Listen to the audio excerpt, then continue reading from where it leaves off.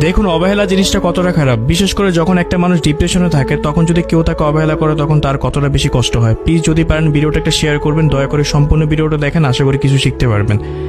আমার একটা ফ্রেন্ড ছিল, ফ্রেন্ডটার যখনই দরকার হতো তখনই সে আমাকে নক করতো, এছাড়া সে আমাকে কখনোই সেরকম নক করতো না।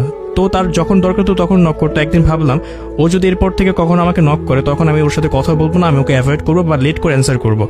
দেন আমাকে একদিন নক করলো, তখন আমি বুঝতে পারলাম এই হয়তো বা সে আমাকে দরকারে নক করছে। তখন আমি তাকে বললাম, বলার পর সে আমাকে বললো যে একটা কথা ছিল। তখন আমি ভাবলাম হয়তো কোনো দরকারে আমাকে নক করছে, তখন আমি তাকে রিপ্লাই করলাম না। আমি ভাবলাম আমি যখন বাসায় যাব তখন ওকে আমি রিপ্লাই করবো। সো আমি অনেকক্ষণ পর বাসায় গেলাম, বাসায় যাওয়ার পর দেখি সে 1 মিনিট আগে অ্যাক্টিভ ছিল। দেন তখন আমি বললাম যে বলো। তারপর সেও দেখি লাইনে আসতেছে না, তখন ভাবলাম ওর যখন দরকার হবে তখন আবার আমাকে নক করবে, কারণ ও তো দরকার হলে আমাকে নক করে। তারপর আমিও বের হয়ে গেলাম। যখন বিকেল 5টা বাজে তখন আমার একটা ফোন আসলো, আমার এক রিলেটিভ মারা গেছে, তখন আমার ওইখানে যাইতে হবে।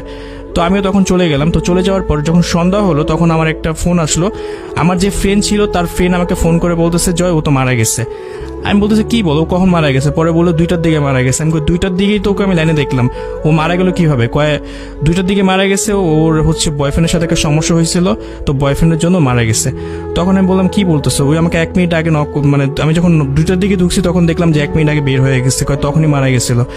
তো তখন আমি ভাবলাম যে ও হয়তো বা তখন ওর কষ্টের কথাগুলো শেয়ার করতে চেয়েছিল, কারণ ও আমাকে বলছিল একটা কথা বলবো তোমাকে, কিন্তু আমি তখন তাকে অবহেলা করছিলাম বা নিজ থেকে বুঝছিলাম হয়তো বা ও কোনো দরকারে আমাকে নক করছে।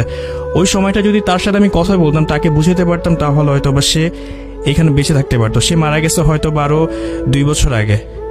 তো একটা মানুষকে অবহেলা করার আগে বা একটা মানুষকে ভুল বোঝার আগে অবশ্যই আগে দেখবেন সেই মানুষটা কি বলতে চায়, আমি কেন তাকে অবহেলা করতেছি।